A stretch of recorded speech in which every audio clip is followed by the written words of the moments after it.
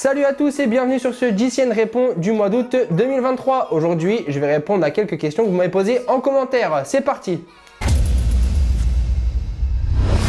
Et on commence direct avec la première question qui nous vient de Nicolas. Sa question c'est: d'après vous, est-ce que le monoplateau va arriver dans le peloton pro avec SRAM pour s'utiliser sur n'importe quelle course et pas seulement quelques étapes du tour?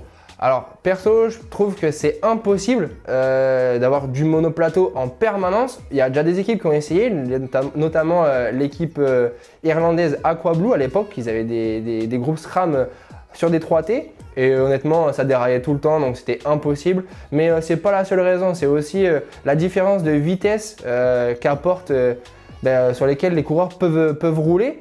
Donc exemple, si tu es dans une bosse à 15 à l'heure, c'est compliqué d'avoir un plateau de 50, il faudrait avoir une couronne derrière qui serait énorme, et inverse, d'avoir un plateau que de 50 pour rouler à 60 à l'heure toute la journée, même si c'est un 10, quand ça roule à 60 à l'heure dans les bordures, c'est quand même compliqué. Donc voilà, c'est une question de dénivelé, de vitesse, donc honnêtement, c'est intéressant sur certaines étapes ou comme un chrono, on sait qu'il est plat, mettre un gros plateau de 58, parfait parce qu'au moins il y a un très bon alignement de chaîne. Je privilégierais quand même toujours le double plateau pour une question d'utilité et puis c'est beaucoup plus pratique. On enchaîne ensuite avec la question de Frau X7600 je ne sais combien. Alors sa question c'est: est-ce que le 11 vitesses a encore un avenir en route? Alors honnêtement, plus aucun, on va pas se mentir. Actuellement, voilà, on peut encore en trouver et à prix moindre parce qu'aujourd'hui il y a du 12 vitesses. Et voilà, on sait très bien que les marques veulent privilégier, pour des raisons commerciales aussi, veulent privilégier le 12 vitesses et cherchent à développer que du 12 vitesses, voire du 13 vitesses maintenant avec le groupe de gravel Écart de chez Campagnolo. Donc ouais, je pense pas que ce soit possible. Et c'est comme revenir quand on a goûté au frein à disque, revenir au frein à patin, mais c'est pas possible. Et pour les marques, je pense pas que ça soit l'idéal. Donc ouais, il y aura pas d'issue possible pour le haute vitesse. Ensuite, on enchaîne avec la question de TW20TY68, sacré blaze. Quelle technologie pour absorber les vibrations au max sur nos vélos? Alors c'est simple, j'ai fait des petites recherches et je connaissais aussi la technologie. C'est la marque suisse AXXIOS, Axios, qui est une marque qui crée des petits pads anti-vibration. Et d'ailleurs, je vais tout de suite vous donner le petit kit à acheter.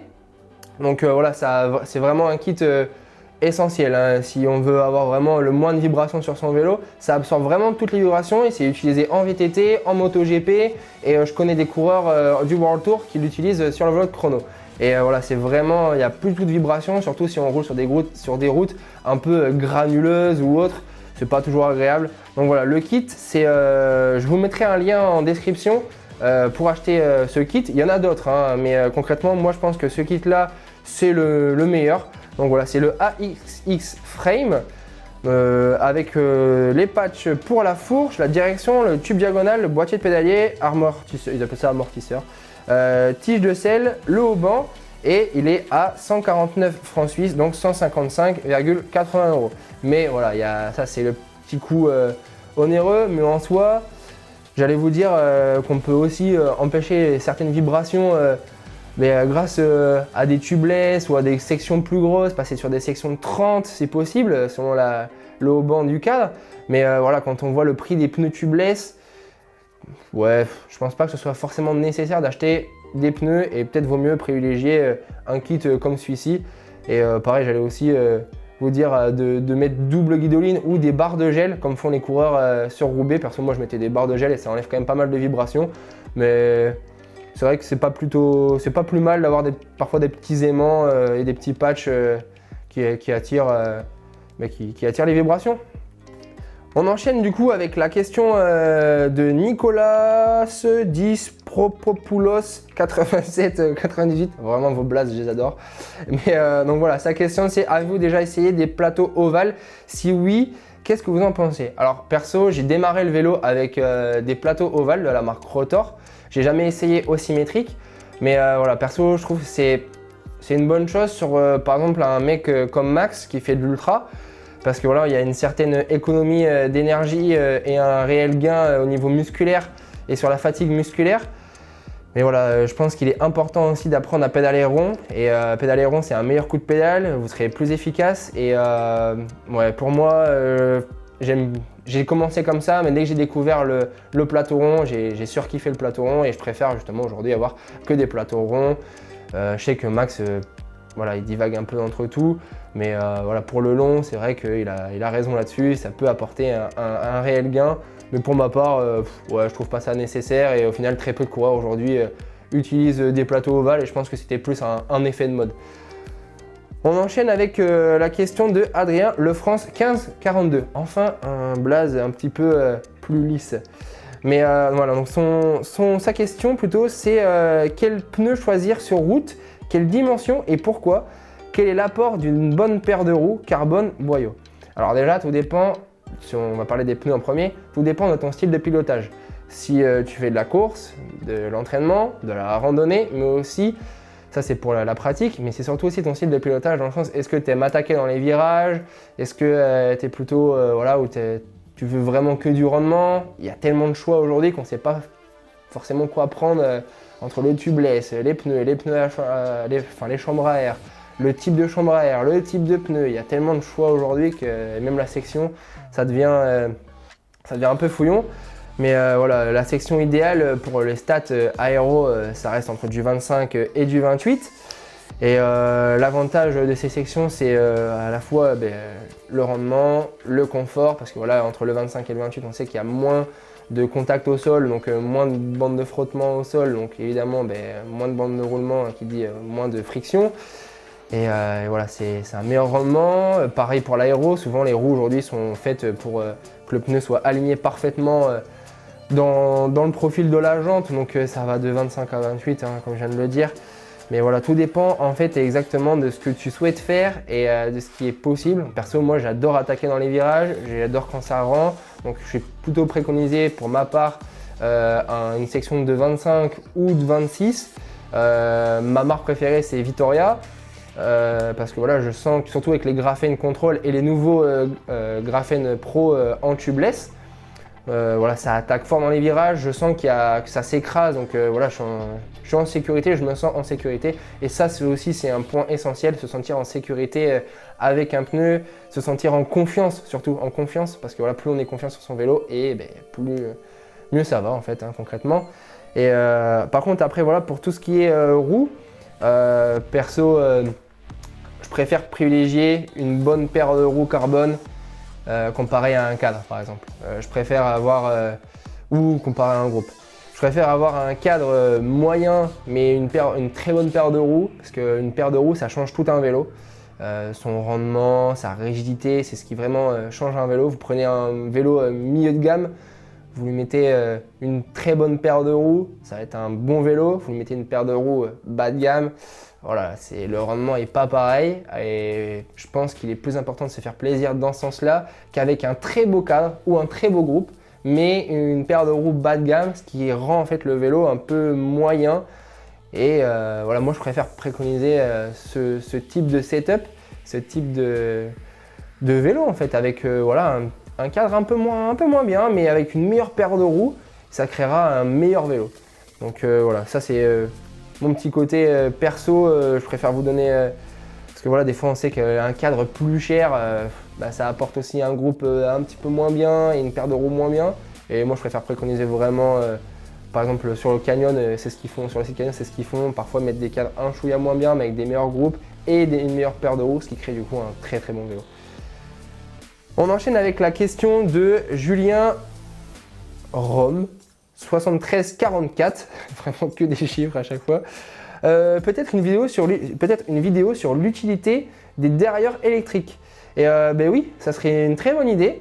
Et je pense même que c'est important de montrer surtout la différence et l'utilité de l'électrique comparé à un mécanique aujourd'hui. Et on va sûrement faire une vidéo prochainement là-dessus. Parce que c'est vrai qu'aujourd'hui l'électrique, presque tout le monde en a. Bien que ça coûte quand même assez cher, mais même surtout, je pense peut-être vous donner quelques tips là-dessus. et vous donner en fait le pouvoir sur, pour savoir quel groupe choisir en fait quand on veut passer à l'électrique. Je pense que ça peut être pas mal parce que voilà, il y a tellement de choix aussi entre toutes les marques, tous les types de groupes. Aujourd'hui, le Shimano font du 105 Di2 et je pense que pourquoi pas vous donner l'accès à ça et vous donner quelques infos pour choisir un groupe électrique et passer justement à un groupe électrique comparé au mécanique. Ce qui peut être en soi pas mal. On enchaîne avec la question de Gabriela 390. Pareil, hein, toujours des blazes, le prénom plus un chiffre. Voilà, elle a raison, hein, c'est une vraie question. Malheureusement, qui dit technologie dit prix exorbitant. Il passe aux nouvelles technologies sans rendre l'ancien plus attirante. Donc je dirais quel constructeur aura le courage de rendre leur technologie accessible au grand public. C'est vrai qu'aujourd'hui, avec l'inflation des matériaux, c'est clair qu'aujourd'hui le carbone coûte très très cher. Mais aussi, c'est le côté que les gens voient le moins. Il y a des ingénieurs qui travaillent et il faut les payer. Et je trouve que c'est assez normal aussi que les vélos prennent de la valeur. Parce que voilà, il y a des recherches qui sont faites derrière, il y a des tests en soufflerie. C'est pas qu'un prix, il y a vraiment, c'est pas qu'un vélo, il y a énormément de recherches derrière. Mais moi, je vais citer une marque concrètement qui donne un peu l'accès au haut de gamme et aux technologies d'aujourd'hui. Mais c'est la marque Van Rysel concrètement. Donc oui, c'est du Decathlon concrètement, mais voilà, je trouve qu'elle donne quand même l'accès aux nouvelles technologies. Leurs cadres sont pas si chers et on a vu à l'Eurobike et sur les derniers salons, voilà, ils ont sorti des nouveaux vélos, des beaux vélos en plus, soit en Dura-Ace, soit en Ultegra ou même avec des groupes inférieurs. Et je sais que c'est des super bons vélos parce qu'ils sont justement en collaboration sur l'aéro avec la marque de roues Swisside qui sont des super roues et qui ont eux une soufflerie en Allemagne. Donc voilà, c'est pas très cher. Je trouve qu'en rapport qualité-prix, ça reste honnête. Et pour ce qui est de l'attractivité sur les anciennes technologies, c'est normal, c'est du commercial, malheureusement. C'est la société de consommation et les marques qui veulent ça. Et je suis bien d'accord que malheureusement, parfois il y a d'anciennes technologies qui marchaient très bien et qu'aujourd'hui, à cause de la société de consommation, il faut toujours créer du nouveau, il faut toujours avoir plus de vitesse sur la cassette, alors que concrètement 11, ça servait déjà bien assez, on n'avait pas besoin de plus. 12, c'est très bien aussi. Mais voilà, aujourd'hui c'est du 13 et plus tard on va arriver sur, j'espère pas une cassette à 1000 étages, mais bon, voilà, c'est de la consommation et il y a aussi de la recherche derrière, mais je pense que c'est le genre de technologie qui n'avait pas vraiment besoin d'être améliorée. Et voilà, donc je vous ai répondu aux questions que vous m'avez posées. J'espère que ça vous aura plu et que je vous ai donné un petit peu plus de détails. On se retrouve prochainement sur JCN en français. N'oublie pas de t'abonner, de toujours commenter comme vous le faites parce que c'est grâce à ces commentaires qu'on peut avoir ce genre de format. Donc merci beaucoup et à une prochaine. Ciao ciao!